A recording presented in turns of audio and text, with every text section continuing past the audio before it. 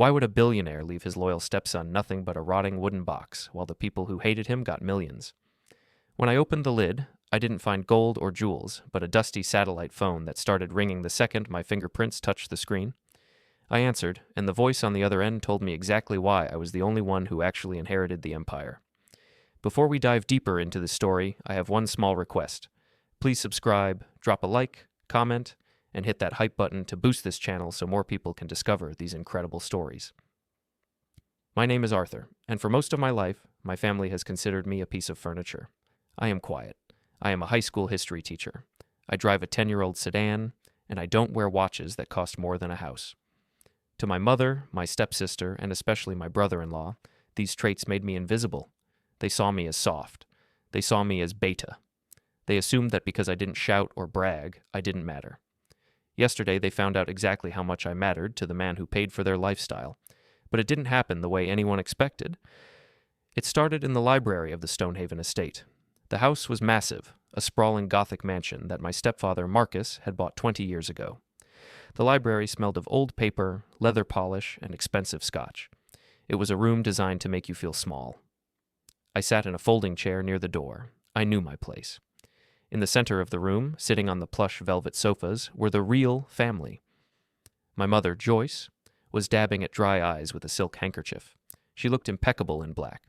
She had spent the morning worrying about the catering for the wake, not the fact that her husband of 20 years was gone. Next to her was my stepsister, Sarah. She was scrolling through her phone, probably checking the engagement on her memorial post. And then there was her husband, Greg. Greg was the loudest person I had ever met. He was 40, but he dressed like a 20-year-old influencer.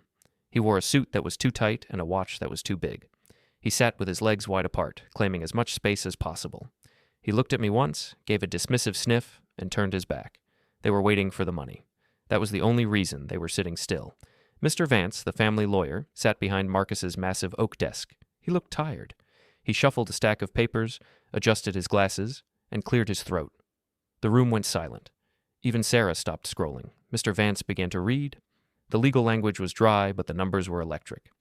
To my mother, Joyce, Marcus left the Stonehaven estate fully paid off, along with a maintenance fund of $15 million. She let out a small, theatrical gasp, clutching her chest. I saw her eyes dart immediately to the antique vase on the mantelpiece, as if she were already calculating how much she could sell it for. To Sarah, his stepdaughter, he left the vacation home in Aspen and a lump sum of $15 million. Sarah squeezed Greg's hand. She didn't smile, that would be gauche, but her shoulders dropped. She was safe. She was rich. To Greg, his son-in-law, Marcus left his vintage car collection and a seat on the board of the family's charitable foundation, plus a stipend of $5 million. Greg pumped his fist. He actually pumped his fist in the middle of a will reading. He leaned over to Sarah and whispered loudly enough for me to hear. He said that this was just the beginning. He said he was going to turn the foundation into a global brand. I sat in my folding chair, hands folded in my lap. I expected nothing. I wasn't blood-related. I wasn't the favorite. I was just Arthur, the history teacher who came for Sunday dinner and didn't talk much. Mr. Vance looked up from the papers. His eyes found me in the back of the room. His expression changed. It wasn't pity. It was something else. Confusion, maybe? Or curiosity. He said there was one final bequest. The room turned to look at me. Greg smirked. He looked like he was expecting a joke. Mr. Vance read from the document. He said that to his stepson, Arthur, Marcus left the contents of the attic, specifically the heavy wooden chest located under the north window. That was it. No millions, no real estate, no cars, a wooden box. For a second, there was total silence. Then Greg snorted. The snort turned into a laugh. He shook his head and slapped his knee. He said it was perfect. He said that the useless one got the useless box. Sarah giggled and covered her mouth. My mother didn't even look at me. She just sighed, as if my inheritance was another chore she had to deal with. She asked Mr. Vance if that was everything. She wanted to know when the funds would be released. Mr. Vance confirmed that the reading was concluded. The energy in the room shifted instantly. They stood up and started hugging. Greg was already on his phone, loudly ordering a bottle of rare vintage champagne to be brought to the library. He was celebrating. I stood up slowly. I walked over to Mr. Vance and shook his hand. I thanked him for his time. He held my hand for a moment longer than necessary. He told me quietly that the chest was heavy. He advised me to be careful with it. I nodded and turned to leave. Greg blocked my path.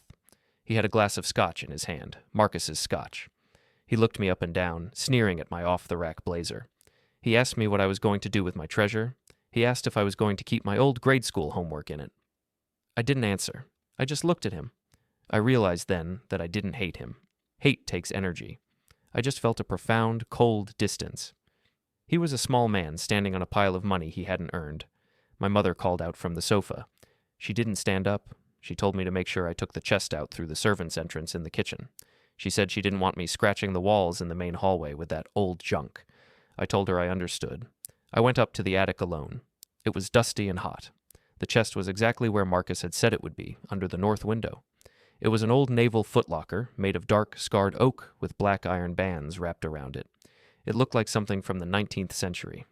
It was incredibly heavy. I am not a bodybuilder, but I keep fit. Even so, I had to drag it across the floorboards. It scraped and groaned, leaving a trail in the dust. Getting it down 3 flights of stairs was a nightmare. I was sweating by the time I reached the kitchen. I could hear them in the library. I heard the pop of a champagne cork. I heard them toasting to the future. They were celebrating the death of the man who gave them everything. I dragged the chest out the back door and into the gravel driveway. It took me 10 minutes to heave it into the trunk of my car. The suspension sagged under the weight. I drove away without saying goodbye. No one noticed I was gone. The drive to my apartment took 40 minutes. I lived in a quiet part of the city, in a building that Marcus actually owned, or rather, the family owned it now. I realized with a sinking feeling that Sarah was now technically my landlord. That was a problem for another day. I hauled the chest up to my second-floor unit. I didn't have an elevator. By the time I got it into my living room, my arms were shaking and my shirt was soaked through. I pushed the chest into the center of the room and collapsed onto my sofa. I stared at it. It looked like garbage. Greg was right. It was a useless wooden box. I felt a sudden wave of bitterness. Not greed, I didn't need millions, but sadness. I had been the one by Marcus's side at the hospice. When Joyce was too distressed to see him waste away, I was there. When Greg was too busy with business to visit, I was there reading history books to him while he slept. I thought Marcus saw me. I thought he respected me. But in the end, he left me a box of junk and left them the empire. I got up and went to the kitchen. I drank a glass of water and told myself to stop pitying myself. Marcus was eccentric. Maybe the chest had sentimental value. Maybe it was filled with his old journals. That would be worth more to me than the money. I grabbed a screwdriver and a flashlight. I sat on the floor in front of the chest. The lid was heavy. It wasn't locked, just rusted shut. I pried it open with a groan of metal. The inside was underwhelming. It was lined with moth-eaten green felt. It was empty. My heart dropped. It wasn't just a box, it was an empty box. I ran my hand along the bottom. The felt was rough. I was about to close the lid and drag it to the dumpster when I felt something. The dimensions were wrong. The inside of the box was shallower than the outside. I pressed down on the corners of the felt. The bottom panel shifted. It wasn't solid wood. It was a false bottom. My pulse picked up. I wedged the screwdriver into the seam and pried the panel up. It popped loose with a sharp click. Underneath the false bottom, nestled in custom-cut black foam, were 2 things. The first was a thick, cream-colored envelope with my name handwritten on it in Marcus's shaky script. The second was a phone. It wasn't a normal smartphone. It was a bulky industrial device with a thick antenna and a rugged, rubberized case. It looked like military hardware. It looked like something you would take into a war zone. I stared at it. The room was dead silent. The traffic outside seemed to fade away. Why would Marcus leave me a satellite phone? I reached out. My hand hovered over the device. I felt a strange hesitation, a primal warning that once I touched this, my life as a boring history teacher would be over. I brushed the screen with my thumb. Instantly, the device lit up. The screen glowed a harsh, bright blue. There was no startup sequence, no logo, just a single icon of a green phone. And then it rang. It wasn't a digital ringtone. It was a harsh, mechanical buzz that made me jump. A basidit. Basiditi. I sat there, frozen. The phone had been off. It had been in a box for who knows how long. But the moment I touched it, it knew I was there. BZZT. I picked it up. It felt heavy, dense, and expensive. I pressed the green button and held it to my ear. I didn't say anything. I just listened. Voice print identification required, a computerized voice said. Speak your name. My mouth was dry. I swallowed. Arthur, I said. Arthur Penhaligon. There was a short pause. A digital chime sounded. Then a human voice came on the line. It was a man's voice. It was deep, calm, and terrifyingly clear. "Good evening, Arthur," the voice said. "If you are holding this device, it means Marcus is dead. It means the vultures are celebrating." I knew the voice, but I couldn't place it. "Who is this?" I asked. "My name is Sterling," the man said, "and we have a lot of work to do. Do not hang up." I looked at the empty wooden chest. I looked at the dark screen of the phone against my ear. A cold chill went down my spine, but for the first time in years, I didn't feel weak. "I'm listening," I said. "I'm listening," I said. The voice on the other end didn't hesitate. "Good, because from this moment forward, you are walking through a minefield. My name is Sterling. I ran Marcus's private family office for 30 years. You've never met me because Marcus kept his business separate from his charity cases. And by charity cases, I mean your mother and her entourage." I held the heavy phone tighter. "They just inherited $45 million, I said. "They don't seem like charity cases anymore." "That money is bait, Arthur," Sterling said. His voice was dry, like crunching autumn leaves. Marcus knew exactly who they were. He knew they would consume everything he built if he let them, so he initiated Protocol Omega. You are the failsafe. "I'm a history teacher," I reminded him. "I don't know anything about running a conglomerate." "You know about loyalty," Sterling corrected, "and you know how to keep your mouth shut. That is all we need right now. Listen to me carefully. Greg is going to call you. He is going to try to make you sign a document. It will look standard. It will look like a formality to close out the estate. Do not sign it. Do not negotiate. Take the paper and walk away. And if he threatens me?" "Let him," Sterling said. "The more rope he pulls, the tighter the noose gets. I will contact you again in 24 hours. Keep this phone hidden. If they find it, everything ends." The line went dead. No goodbye, just a sharp click. I sat there in my living room, staring at the black screen. My heart was hammering against my ribs. I felt like I had just stepped off a ledge into thick fog. I needed a drink. I drove to the Rusty Anchor, a dive bar 3 blocks from the high school where I taught. It was the kind of place with sticky floors and bartenders who didn't ask how your day was because they could see it on your face. I ordered a whiskey and sat in the back booth. I tried to make sense of what Sterling had said. Bait. It made me think of the last time I saw Marcus alive. It was 3 months ago. The flashback hit me hard, overriding the smell of stale beer and cleaning spray. I was sitting in a plastic chair in the hospice wing of St. Jude's. The room was dim, lit only by the blinking monitors. Marcus looked small in the bed. The cancer had eaten the formidable industrialist and left a skeleton wrapped in paper-thin skin. It was 2 a.m. on a Tuesday. Where was the family? They were in Aspen. Greg had insisted that they couldn't cancel the trip because it was a networking opportunity for the foundation. My mother had argued that seeing Marcus like this was too traumatic for her delicate constitution. Sarah just didn't want to miss the ski season, so I was there. I was feeding Marcus ice chips with a plastic spoon. He had gripped my wrist with surprising strength. His eyes were cloudy, but for a second they focused on me. "They aren't here, are they?" he had whispered. "No," I told him gently. "It's just me, Marcus." He had nodded, a tiny movement. "Wolves," he wheezed. "They wait for the fire to go out. Then they eat." I thought he was hallucinating from the morphine. I wiped his chin. "Rest, Marcus." "You're not a wolf, Arthur," he mumbled, his eyes closing. "You're the shepherd. You have to watch the gate." I hadn't known what he meant then. I thought he was just grateful for the company. Now, sitting in the bar, swirling my cheap whiskey, I realized he had been interviewing me. He had been testing me until the very end. My phone buzzed on the table. Not the satellite phone, that was hidden under my mattress back home, but my regular cell. It was a text from Greg's assistant, a young woman named Chloe, who always looked terrified. "Mr. Patterson requests your presence at the downtown office immediately regarding estate finalization." Requests was a polite way of saying demands. I finished my drink, paid cash, and drove downtown. Marcus's company, Helios Dynamics, occupied the top 10 floors of a steel skyscraper. When I arrived, the lobby was already different. The tasteful, minimalist art that Marcus loved was gone. In its place was a massive digital screen playing a loop of Greg shaking hands with minor celebrities. I took the elevator up to the executive suite. The construction noise hit me the moment the doors opened. Men in overalls were tearing down the mahogany paneling in the hallway. Dust sheets covered the floors.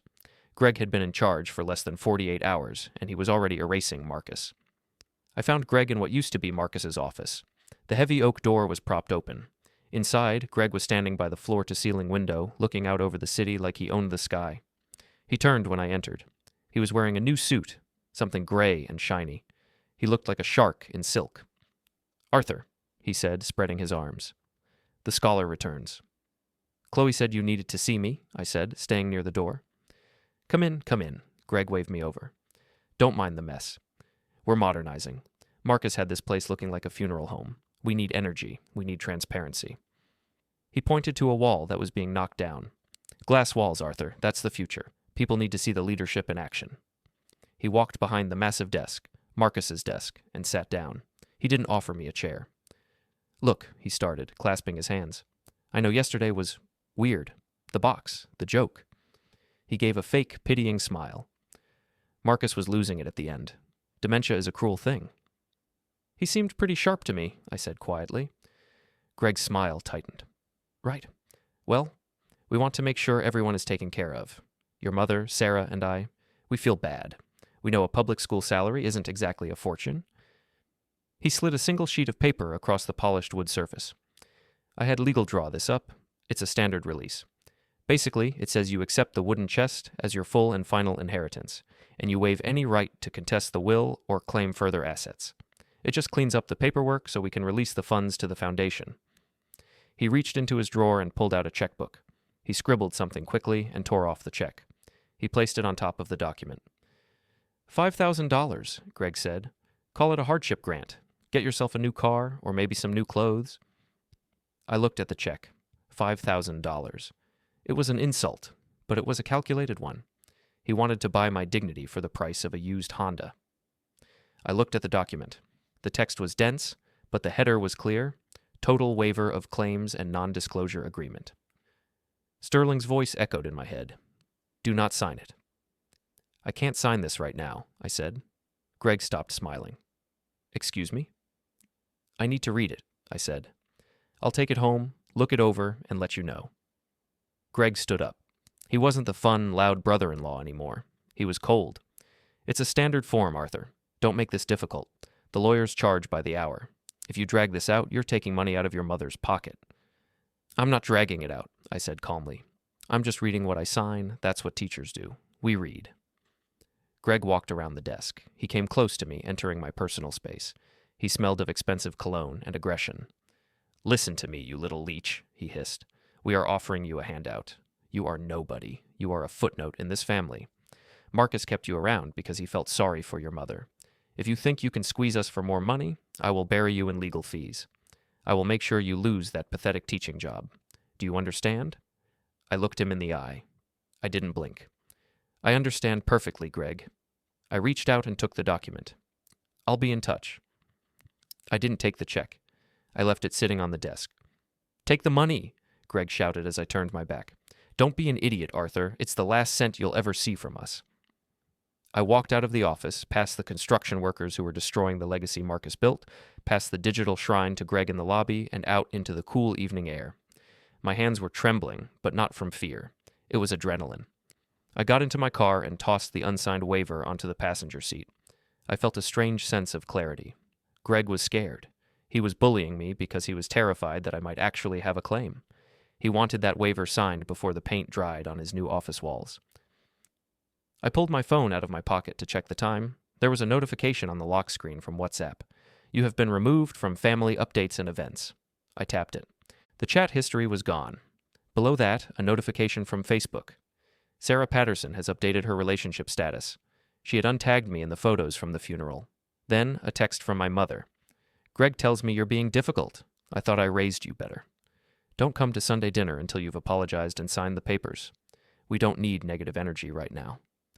I stared at the screen. They weren't just cutting me off financially. They were erasing me. They were scrubbing me from their lives like a stain on the carpet. I put the phone down and started the car.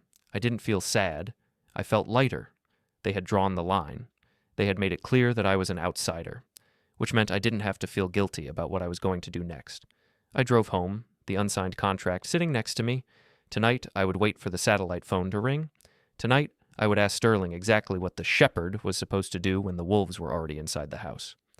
The second call came exactly 24 hours after the first. I was sitting in my kitchen, grading essays on the causes of the French Revolution. My phone, the real one, the satellite brick, sat on the table next to a cup of cold coffee. When it buzzed, I didn't jump this time. I answered on the first ring. Level 4 of the St. James parking garage, Sterling's voice said. Row G. Look for the gray sedan. Leave your phone, the one they track, at home. You have 20 minutes. The line went dead. I left my smartphone on the kitchen counter. I put on a baseball cap and took the back stairs down to the alley.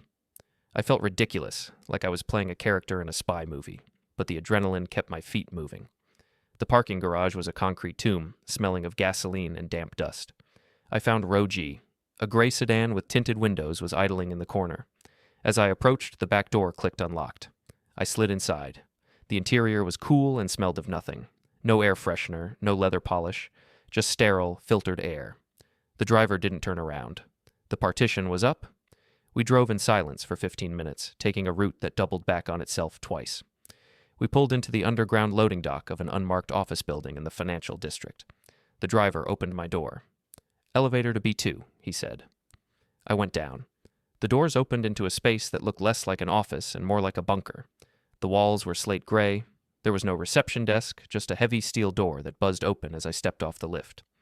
Mr. Sterling was waiting for me. He was a man who looked like he had been carved out of granite. He was in his 60s with silver hair cut military short and a suit that cost more than my annual salary. He didn't smile. He didn't offer to shake hands. He just gestured to a chair opposite a glass table. Sit, Arthur. I sat.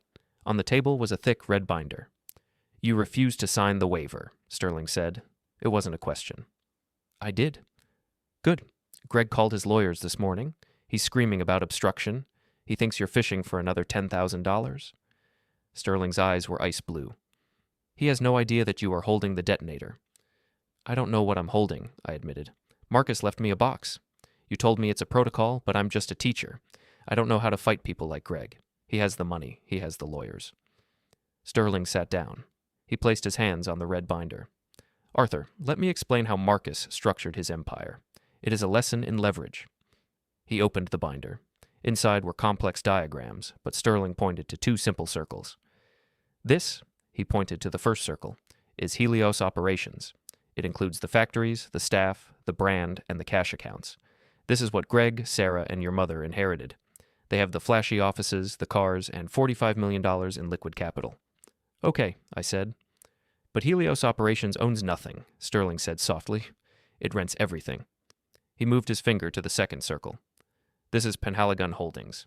It owns the intellectual property, it owns the patents for the tech, it owns the real estate, including the skyscraper Greg is currently remodeling. And most importantly, it owns the Class A voting shares of Helios Operations. I stared at the diagram. The realization hit me slowly. So, I started. So, Sterling finished, Marcus gave them the car, but he gave you the keys and the title. They are driving it, but they can only keep driving it as long as you let them. Why? I asked. Why didn't he just tell me? Why the game? Because Marcus loved your mother once, Sterling said, his voice softening just a fraction. And he wanted to give them a chance. If they behave, if they run the company responsibly, if they treat the employees well, if they treat you well, then the structure stays dormant. You stay in the shadows. They get rich, you live a quiet life knowing you kept the legacy safe.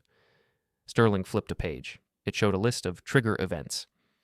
But, Sterling continued, his voice hardening, if they act like vultures, if they loot the accounts, fire the loyal staff, or try to destroy you, then you have the power to initiate the recall. The recall? You call in the loans. You revoke the IP licenses. You evict Helios Operations from the building. You bankrupt them overnight. Legally, instantly. I sat back in the chair. The room felt very small. That destroys the company. It destroys everything Marcus built. No, Sterling corrected. It destroys them. The assets revert to the holding company, to you. You wipe the slate clean and rebuild with the people they fired. He pushed the binder toward me. This is the burden Marcus left you, Arthur. He didn't think you were weak. He thought you were the only one moral enough to hold the gun and not fire it unless it was absolutely necessary. I looked at the binder. I thought about Greg sneering at me in his new office. I thought about my mother worrying about scratch marks on her hallway walls while I hauled my inheritance out like trash. They're already firing people, I said. Greg is firing the engineers. Sterling nodded. I know. We are documenting it. But we need more. We need undeniable proof of malfeasance. We need them to feel so safe that they stop hiding their greed. We need to let them hang themselves. So I do nothing? You wait, Sterling said. You endure. Let them treat you like dirt. Let them think you are beaten. The more arrogant they get, the more mistakes they will make. Can you do that? I thought about the last 10 years of my life. Being the invisible stepson, being the beta. I've been practicing for this my whole life, I said. The driver dropped me back at the parking garage an hour later. I drove home in a daze. The city looked different now. The skyscrapers weren't just buildings, they were assets. The people in expensive suits weren't better than me, they were just renting their power. I turned onto my street, seeking the comfort of my quiet apartment. I wanted to read a book. I wanted to forget about billions of dollars in corporate structures for a few hours. But when I pulled up to the curb, I saw the black SUV. It was parked illegally in front of the fire hydrant. It was a brand new Range Rover, gleaming under the streetlights. I recognized the custom license plate Sarah 1. My stomach tightened. I parked my beat-up sedan behind it and walked up the steps to the brownstone. The front door to the building was propped open with a brick. I walked into the lobby. My apartment was on the second floor. The door was open. I heard voices inside. Tear out this carpet, obviously. Hardwood throughout. And we can knock out that wall to open up the kitchen. It's small, but for a single professional, it's a gold mine. I walked in. Sarah was standing in the middle of my living room. She was wearing sunglasses, even though it was inside and evening. She was holding a tablet. Next to her was a woman in a sharp red blazer, a real estate agent. They were talking about my home like it was an empty shell. "Sarah?" I said. She turned. She didn't look guilty. She looked annoyed that I had interrupted. "Oh, Arthur, you're home. Good." She tapped something on her tablet. "This is Brenda. She's listing the building." "Listing the building?" I looked from Sarah to Brenda. "I live here." "Well, yes," Sarah said, as if explaining something to a child. But Mom and I looked at the portfolio. This building is underperforming. The rent control units are dragging down the value. We're liquidating the non-core real estate to fund Greg's expansion of the foundation. "You're selling my apartment?" "We're selling the building, Arthur. You just happen to be in it." She looked around the room, wrinkling her nose at my bookshelves. "Honestly, it's for the best. You've been stagnating here for years. This will push you to find something more suitable. Maybe a roommate situation?" I felt the anger rise up, hot and sharp. I wanted to scream. I wanted to tell her that I owned the company that owned this building. I wanted to tell her that I could evict her from her Aspen vacation home with a single phone call to Sterling. But I remembered Sterling's words. Endure. Let them feel safe. I unclenched my fists. I forced my breathing to slow. "When?" I asked. "Fast," Brenda the realtor said, stepping forward. She had a shark's smile. "The market is hot. We want to list by Monday. We'll need to stage the unit, so if you could declutter." She gestured vaguely at my entire life. "You have 30 days, legally," Sarah said, checking her manicure. "But since we're family, I'm sure you won't drag it out. It would be really embarrassing for Mom if her son had to be forcibly removed by the sheriff." She looked at me over the top of her sunglasses. She was daring me to fight. She wanted a scene. She wanted to prove that I was the problem child, the difficult one, the burden. "I won't cause a scene," I said quietly. Sarah smiled. It was a triumphant, nasty little smile. "See? I told Mom you'd understand. You're always so adaptable." "I'll need time to pack," I said. 30 days, Sarah repeated. "But the for sale sign goes up today. It's just business, Arthur. Don't take it personally." "I know," I said. "It's just business." They left 5 minutes later. Sarah didn't say goodbye. She just complained that the hallway smelled like old cooking oil. I stood by the window and watched them leave. I watched Sarah get into her massive SUV. I watched the realtor walk to the trunk of her car. I watched the realtor pull out a metal frame and a heavy hammer. I stood there, frozen, as she walked to the small patch of grass in the front yard, the grass I mowed every weekend. Clang. She drove the metal stake into the ground. Clang. She hung the sign, "For sale." Luxury redevelopment opportunity. It swung gently in the evening breeze. I went to my bedroom and pulled the satellite phone from under the mattress. I didn't call Sterling. I didn't need to. I just needed to hold it. Sarah had just crossed the line. She wasn't just greedy, she was cruel. She was taking my home to buy Greg more toys. I opened the red binder Sterling had given me. I turned to the section marked Real Estate Assets. I found the entry for my building. I traced the line of ownership. It didn't belong to Helios Operations. It belonged directly to Penhaligon Holdings. Sarah couldn't sell this building. She didn't own it. She was trying to sell property she didn't possess. That was fraud. A cold, dark clarity settled over me. I wasn't going to tell her. I wasn't going to stop the listing. I was going to let her list it. I was going to let her accept an offer. I was going to let her sign the closing documents, and then, when the ink was dry and she had committed a felony, I was going to introduce her to the real owner. I watched the sign swaying in the dark. 30 days, I whispered to the empty room. Enjoy them, Sarah. The for sale sign on my front lawn became a local landmark. Neighbors stopped to look at it. I saw people taking photos of the luxury redevelopment banner. They assumed I was moving on to bigger things. They didn't know I was being evicted by my own stepsister for profit she wasn't entitled to. I didn't stop them. I didn't tear the sign down. I took a photo of it every morning, time-stamped and saved to a cloud drive that only Mr. Sterling could access. Inside the apartment, I lived out of boxes. I played the part. I let Sarah see me carrying crates of books to my car. I let her think she had won. Because while she was busy selling a building she didn't own, I was busy watching Greg destroy a company he didn't understand. It had been 2 weeks since the meeting in the underground bunker. In that time, Sterling had become a ghost in the machine. He didn't call often, but when he did, he gave me coordinates. Tuesday, 10 a.m. Check the public filing for the foundation's quarterly expenses. I checked. Joyce had billed a research trip to the Maldives. $150,000 of charity money, gone. I saved the PDF. Thursday, 2 p.m. Review the HR server logs. I had access now, thanks to Sterling's backdoor key. I watched as Greg's login credentials authorized the termination of 3 senior engineers, men who had been with Marcus for 20 years. These were the men who held the patents in their heads. Firing them wasn't just stupid, it was a violation of the company's founding charter. Clause 4A, the preservation of technical institutional knowledge. I saved the logs, but digital footprints weren't enough. Juries and boards of directors can get bored with spreadsheets. I needed the voice. I needed the arrogance recorded in high definition. The opportunity came on Sunday. My mother sent a text to the group chat, which I had been re-added to solely for logistics. Family summit at the club. 1 p.m. Sharp. Dress appropriately. We are celebrating Greg's first month as CEO.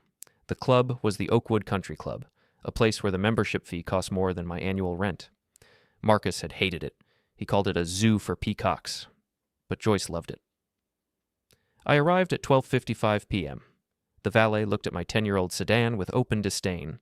He took the keys with 2 fingers, as if they might be contagious. Careful with the clutch, I told him. It sticks. He didn't reply. I walked through the marble lobby and out onto the terrace. The sun was bright, gleaming off the white tablecloths and the crystal glassware. The air smelled of cut grass and expensive perfume. They were at the best table, of course, the one overlooking the 18th hole. Joyce was wearing a hat that looked like a satellite dish. She was already drinking a mimosa. Sarah was next to her, showing off a new diamond bracelet to a passing waiter who clearly wanted to be anywhere else. Greg was standing up, talking on his phone. He was wearing white linen pants and a polo shirt that was unbuttoned one too many times. He looked like a caricature of a rich man. I walked over. Sarah saw me first. "Oh, look," she said, loud enough for the next table to hear. "The exile returns. Did you find a new apartment yet, Arthur, or are you going to sleep in your car?" "I'm looking," I said, pulling out a chair. "Don't sit there," Joyce snapped. "That's for Greg's coat. Sit on the end." I moved to the end of the table, facing into the sun. I sat down. I kept my hands on the table. In the inside pocket of my blazer, the satellite phone was recording. In my pants pocket, my regular phone was also recording. Redundancy.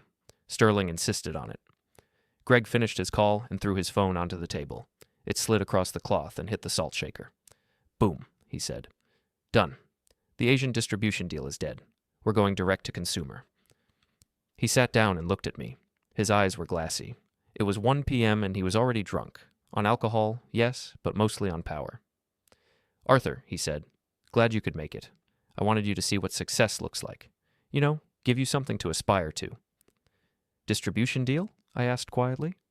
Marcus spent 5 years building those relationships. Greg waved a hand dismissively. Marcus was a dinosaur. He liked shaking hands and drinking tea. I like margins. We cut the middlemen. We increase profit by 18%. "But the contracts," I said, playing the worried, ignorant schoolteacher. "Aren't there penalties for breaking them?" "Penalties are just the cost of doing business," Greg scoffed. He poured himself wine from the bottle on the table. "Besides, who's going to stop me? The board? Half of them are asleep, and the other half are enjoying the stock bump I just gave them." The waiter arrived with appetizers, oysters and caviar. Joyce picked up an oyster. "It's just so nice to finally have someone in charge who understands lifestyle," she said. "Marcus was always so miserly. Do you know he wouldn't let me redecorate the solarium last year? Said it was frivolous. Marcus didn't understand that image is an asset, Sarah added. She turned to me. By the way, Arthur, we got an offer on the building. Cash buyer? We're closing next week, so strictly speaking, you have 7 days, not 30. 7 days? I repeated. That's not the law, Sarah. Oh, grow up, she hissed. Don't quote the law to me. We are the landlords. We make the rules. Just get your junk out so we don't have to hire a dumpster. I looked at her. You're selling it to fund the foundation, right? That's what you said. Sarah laughed. It was a sharp, brittle sound. God, you're naive. We're selling it to fund the summer foundation, which is us. It's a holding shell for the Aspen renovation. So the money isn't going to charity? I asked. Charity begins at home, Greg interrupted, grinning. Don't worry about the details, Arthur. It's all accounting magic. He leaned back, looking at the golf course. This is the life, huh? You know, I was thinking about firing the rest of the R&D department on Monday. Those old guys in the basement, they cost a fortune. 6-figure salaries to sit around and dream about innovation. We don't need innovation. We need sales. This was it. This was the moment. You can't fire the R&D team, I said, injecting a tremor of nervousness into my voice. Marcus told me once. He said the company charter protects them. The grandfather clause. You can't fire anyone with more than 15 years of tenure without cause. Greg's face turned red. I had challenged him. I had quoted a rule. He slammed his wine glass down. Wine sloshed onto the white tablecloth. I am the CEO, he shouted. People at nearby tables turned to look. He didn't care. I am the charter now. I don't care about some piece of paper Marcus signed 20 years ago. I'll fire them, and if they sue, I'll bury them in paperwork until they die of old age. I'm gutting that department, Arthur. I'm taking their budget and putting it into marketing. We're going to be famous. But the technology, I pressed. If you stop researching, the company dies in 5 years. In 5 years, I'll be on a yacht in the Mediterranean, Greg sneered. I'm here to cash out, Arthur. I'm stripping the copper wiring out of the walls, and there is nothing you, or the ghost of Marcus, or anyone else can do about it. He pointed a finger at me. So shut up, eat your free oysters, and be grateful I let you sit at the big table. I looked down at my plate. I waited a beat. I understand, I said softly. Good, Greg grunted. He turned back to Sarah. Now tell me about the Aspen house. Did you pick the marble for the bathroom?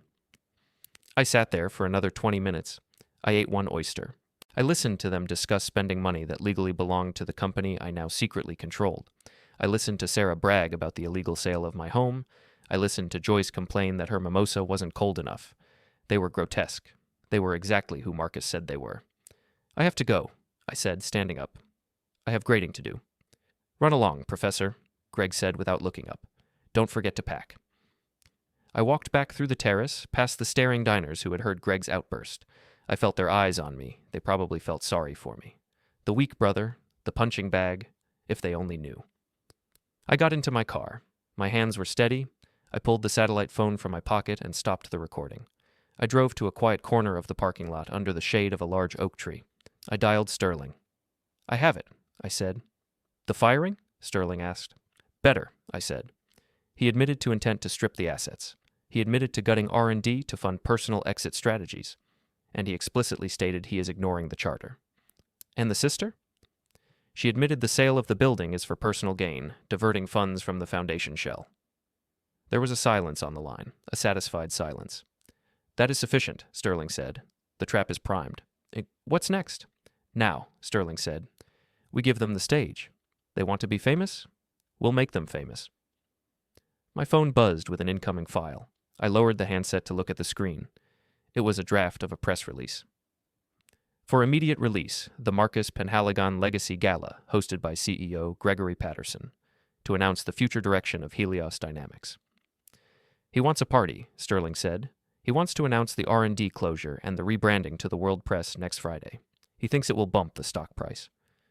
It's in 5 days, I said. Yes, Sterling replied. We have secured the venue. We have invited the press. We have ensured that the board of directors will be in the front row. And me? I asked. You will receive an invitation tomorrow, Sterling said. It will be an insult. He will likely seat you in the back or ask you not to come. But you must go, and you must bring the chest. The chest? The chest isn't just a box, Arthur. It's a symbol, and it contains the physical copies of the Master Trust. You need to walk onto that stage and physically override his authority. I looked at the dashboard of my car. I looked at the "For Sale" sign picture on my phone.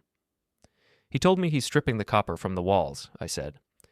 Then we better hurry, Sterling said. Check your email in the morning. The lawyers are drafting the termination notices. This ends on Friday. I hung up. I looked back at the terrace. I could still see them. Tiny figures in the distance, laughing, drinking, consuming. They looked so small from here. I put the car in gear and drove away. I had grading to do, and I had to pack. But I wasn't packing to move out. I was packing to move in. The invitation arrived via email on Tuesday morning, flagged with high importance. Subject: Gala logistics and seating chart, strictly confidential. I opened it. It was sent by Chloe, Greg's assistant, but the tone was pure Sarah. Arthur, regarding the Marcus Penhaligon Legacy Gala this Friday. You are included in the head count for Table 1, Family. However, due to the high profile of the media presence, CNBC, Bloomberg, etc., Greg requests that you refrain from giving interviews. If approached, please direct reporters to the PR team. Also, please use the West entrance, service vendor, to avoid clogging the red carpet arrival line. We need the visuals to be clean. Attire, black tie. Try to rent something current. I didn't reply. I didn't need to rent anything. I went to my closet and pushed aside the corduroy jackets and the flannel shirts. In the back, inside a garment bag that hadn't been opened in 3 years, hung a suit. Marcus had bought it for me for my 30th birthday. It was a bespoke navy tuxedo, cut from Italian wool with a subtle black satin lapel. When he gave it to me, my mother had rolled her eyes and said, "Where is he going to wear that, Marcus? The faculty lounge?" Marcus had just smiled and said, "A man should always have one suit that makes him feel like he owns the room. Someday, Arthur, you'll need it." I ran my hand over the fabric. Someday was Friday. Wednesday and Thursday passed in a blur of quiet, methodical preparation. I went to work, I taught my classes, I graded papers, I maintained the facade of the boring, defeated stepson. But my lunch breaks were spent in the back of Sterling's black sedan, reviewing the choreography of the takedown. "The timing is everything," Sterling told me on Thursday afternoon. We were parked by the river, watching the gray water churn. Greg is scheduled to speak at 8 o'clock. He will announce the liquidation of the R&D division and the sale of the real estate portfolio as a strategic pivot. He will claim the board has unanimously approved it. "Have they?" I asked. "The board he appointed has," Sterling said. "They are yes men. They don't know that their authority is derived from the operating company, which is subject to the oversight of the holding company." He handed me a heavy, bound document. The cover was plain black leather. "This is the Master Trust Amendment," Sterling said. "Oh, and the termination notices, and the cease and desist orders for the asset sale. They are all signed by me as the executor of the estate pending your countersign." I took the folder. It felt heavy in my hands. "Do I sign them now?" "No," Sterling said. "You sign them on stage, in front of the cameras, in front of the world. We need the theater, Arthur. We need the humiliation to be public. If we do this quietly in a boardroom, Greg will spin it. He'll say he resigned to pursue other interests. He'll walk away with his reputation intact." Sterling turned to look at me, his eyes hard. "Do you want him to walk away?" I thought about the engineers he fired. I thought about Sarah selling my apartment. I thought about the "useless box" comment. "No," I said. "I want him to crawl." "Then you sign it on stage," Sterling said. "Put this in the chest. Bring the chest to the gala. It contains the legacy. It's fitting that it also contains their eviction notice." Friday arrived with a cold drizzle. I spent the afternoon packing. Not my clothes. I left the boxes half filled in the living room to maintain the illusion that I was leaving, but the chest. I placed the satellite phone in its foam cradle. I placed the black leather folder next to it. I added the USB drive containing the audio recordings of Greg's confession and the video of Sarah's fraud. I closed the lid. The rusted iron latch clicked shut. I dressed slowly. The tuxedo fit perfectly. It felt like armor. I tied the bow tie, checked my reflection in the mirror, and saw someone I barely recognized. I didn't look like a teacher. I looked like Marcus. I carried the chest down to my car. It was heavy, a dead weight in my arms, but I didn't struggle this time. The drive to the hotel ballroom took 45 minutes. The rain smeared the city lights across my windshield. My phone buzzed incessantly. "Sarah. Where are you? We're doing photos. Sarah. Don't come to the front. Remember West entrance. Greg. Don't embarrass me tonight, Arthur. Just sit there and clap." I didn't answer. I turned the radio off. I needed silence. When I pulled up to the venue, the main entrance was a circus. Spotlights swept the sky. A red carpet was rolled out under an awning, flanked by photographers. I saw limousines dropping off men in tuxedos and women in glittering gowns. I drove past them, around the side of the building to the service lot. It was dark and filled with catering vans and delivery trucks. I parked my sedan between a florist's van and a dumpster. I got out. The rain misted against my face. I opened the trunk and hauled the wooden chest out. A catering manager in a white coat walked by, smoking a cigarette. He stopped and looked at me, a man in a tuxedo dragging an old battered wooden box across the wet asphalt. "Need a hand with that, buddy?" he asked. "No," I said, gripping the iron handle. "I've got it. It's lighter than it looks." It wasn't. It was heavy with judgment. I walked to the west entrance. A security guard was stationed there, a large man with a tablet. He looked bored. He saw me approaching and held up a hand. "Staff and vendors only," he grunted. "Guests go to the front." "I was told to come this way," I said calmly. "My name is Arthur Penhaligon." He sighed and scrolled through his list. Penhaligon? Yeah, I see it. Stepbrother, low priority. Says here you're supposed to have a badge." "I don't have a badge," I said. "I have this." I nodded at the chest. The guard frowned. "What's in the box?" "I have to check it. No props allowed unless cleared by PR." "It's not a prop," I said. "It's an inheritance." He rolled his eyes. "Open it." I hesitated. If I opened it now, the surprise might be ruined. But I had no choice. I knelt on the wet concrete and undid the latch. I lifted the lid just an inch. The blue light of the satellite phone glowed in the darkness. The guard peered down. He saw the rugged military phone. He saw the black leather folder with the gold-embossed seal of the Penhaligon family office. He froze. He looked back at his tablet. He tapped the screen, bringing up a different menu, a secure layer that I guessed Sterling had installed. He looked at the name on the screen. Then he looked at me. His boredom vanished instantly. He straightened his spine. He snapped his heels together. "My apologies, Mr. Penhaligon," he said. His voice was different now, crisp, respectful. "I was looking at the guest list provided by the event organizer. I didn't realize you were Protocol Omega." "It's fine," I said, closing the lid. "Does Mr. Sterling know you're here?" "He's expecting me inside." The guard stepped aside and held the door open. He didn't ask to search me for weapons. He didn't ask about my low priority status. "Allow me to alert the team inside, sir," he said. "Do you require assistance with the asset?" "No," I said, lifting the chest. "I'll carry it myself." I walked into the service corridor. The noise of the kitchen, clattering pans, shouting chefs, washed over me. I walked through the chaos, a ghost in a tuxedo, carrying my wooden box. I emerged from the kitchen into the side wing of the ballroom. The room was cavernous, bathed in gold and purple light, the company colors. 1,000 people were seated at round tables. On the far wall, a massive stage was set up with a podium and 3 giant screens. On the screens, a video montage was playing. It was a loop of Greg pointing at blueprints, Greg shaking hands, Greg looking visionary. I scanned the room. I saw table 1, right in front of the stage. Greg was there, laughing, holding court. Sarah was shimmering in a silver dress, taking a selfie with a minor celebrity. Joyce was nodding regally at a waiter pouring champagne. They looked untouchable. They looked like they owned the world. I adjusted my grip on the chest. I saw Sterling standing in the shadows near the sound booth. He caught my eye. He didn't wave. He just checked his watch and gave a single, imperceptible nod. It was time. I didn't go to table 1. I didn't go to the back of the room where the low-priority guests were seated. I walked toward the AV booth.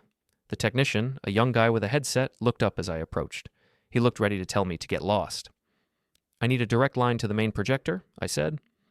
"Who are you?" he snapped. "We're live in 5 minutes. Clear the area." I set the chest down on his console. I opened the lid. I took out the satellite phone. "I'm the owner," I said. I plugged the phone into the HDMI port on the console. Sterling had told me the tech would be prepped, but the kid looked confused. Then his headset crackled. Someone spoke into his ear. The kid's eyes went wide. He looked at me, then at the phone, then at the stage. "Copy that," the kid whispered into his mic. "Override authorized." He stepped back, hands raised. "It's all yours, man." I looked out at the ballroom. The lights dimmed. The music swelled. A booming voice announced, "Ladies and gentlemen, please welcome the CEO of Helios Dynamics, Mr. Gregory Patterson." Greg bounded onto the stage. The applause was polite but loud. He waved. He grabbed the microphone. He looked energized, manic. "Thank you," Greg shouted. Thank you all. Tonight is about the future. Tonight we shed the dead weight of the past. He was talking about the engineers. He was talking about Marcus. He was talking about me. I stood in the dark, my hand hovering over the play button on the satellite phone screen. Go ahead, Greg, I whispered. Say it. For too long, Greg continued, pacing the stage. This company has been held back by sentimentality, by old-fashioned ideas. Well, I am proud to announce that as of this morning, we have finalized the sale of our legacy assets. We are lean, we are mean, and we are rich. He threw his arms up, expecting applause. I pressed the button. On the 3 massive screens behind him, the image of his smiling face vanished. The room went black for a heartbeat. Then a new image appeared. It was crisp, high definition, and 50 feet tall. It was the video from the country club. Greg's face, red and sweaty, shouting, I am the charter now. I don't care about some piece of paper Marcus signed. I'm stripping the copper wiring out of the walls. The audio boomed through the concert-grade speakers. It was deafening. Stripping the copper wiring out of the walls. The applause died instantly. A murmur of shock rippled through the room. Greg froze on stage. He turned around and saw himself, 50 feet tall, admitting to corporate malfeasance. He looked at the AV booth. He saw me. I stepped out of the shadows into the light of the projector. I picked up the wooden chest and began to walk toward the stairs of the stage. The useless box was about to become the heaviest thing in the room. Greg was screaming. His face was a mask of panic and rage. Cut the feed! Turn it off! Security! Get this lunatic off the stage! But the video of his confession kept playing on the massive screens behind him, looping the part where he called the board asleep. I walked up the stairs to the stage. The silence in the room was heavier than the wooden chest in my arms. 1,000 eyes shifted from the screen to me. Greg rushed toward me, his hands balled into fists. You! He spat, saliva flying. You ruined it! You petty little... He lunged, but he never reached me. The head of security stepped out from the wings, moving faster than a man his size should. He caught Greg by the shoulder and spun him around, pinning his arms to his sides. Let go of me, Greg shrieked. I am the CEO. I pay your salary. Actually, I said, my voice amplified by the podium microphone. You don't. I set the wooden chest down on the transparent acrylic podium. Thud. The sound echoed through the ballroom. The scratches on the old wood looked violent against the modern plastic. I unlatched the lid. I didn't rush. Ladies and gentlemen, I said. My voice was steady. I wasn't shouting. I was teaching. My brother-in-law called this a useless box. He told you he was stripping the copper from the walls of this company. He told you he was erasing the legacy of Marcus Penhaligon. I reached into the chest and pulled out the black leather binder. I held it up. This is the master trust of the Penhaligon estate, I said. I opened the binder and placed the summary page under the podium's document camera. The image on the giant screens changed. Gone was Greg's red face. In its place was a crisp legal flowchart. A gasp rippled through the audience. As you can see, I continued, pointing to the top box, the operating company, which Greg runs, is a wholly owned subsidiary of Penhaligon Holdings. I looked at Greg, who was struggling against the guard. And the sole beneficiary of Penhaligon Holdings is the owner of this chest. I turned to the audience. I saw the board members in the front row whispering frantically. I saw the journalists typing furiously on their laptops. Greg, Sarah, and Joyce received $45 million, I said. But per Clause 7C of the trust, those funds were a conditional loan against the operating company's capital. By attempting to sell the real estate assets and firing the R&D staff in violation of the charter, you triggered a default. I looked down at table 1. My mother had dropped her champagne glass. It lay shattered on the floor. Sarah was pale, gripping the tablecloth. I am initiating the recall protocol, I announced. Effective immediately, the board of directors is dissolved. The CEO is terminated for cause, and the capital distributed to the family is clawed back to cover the debts they have created. You can't do that, Sarah screamed, standing up. That's our money. We have rights. You had a fiduciary duty, I replied coldly. And you sold my apartment, which, by the way, belongs to the holding company. Selling it was fraud. At that moment, the side doors opened. Mr. Sterling walked in. He wasn't alone. Behind him were 6 men in dark suits, lawyers, and 4 uniformed police officers. They didn't go to the stage, they went to table 1. 2 officers approached Sarah. Sarah Patterson, we have a warrant regarding real estate fraud and falsification of title deeds. Sarah looked at Joyce. Mom, do something. Joyce sat frozen, staring at me. She looked at the son she had ignored for decades, the son she made use the back door. She opened her mouth, but no sound came out. She realized finally that her image couldn't save her. On stage, the other officers approached Greg. The security guard released him, shoving him toward the police. "Gregory Patterson," the officer said, pulling out handcuffs.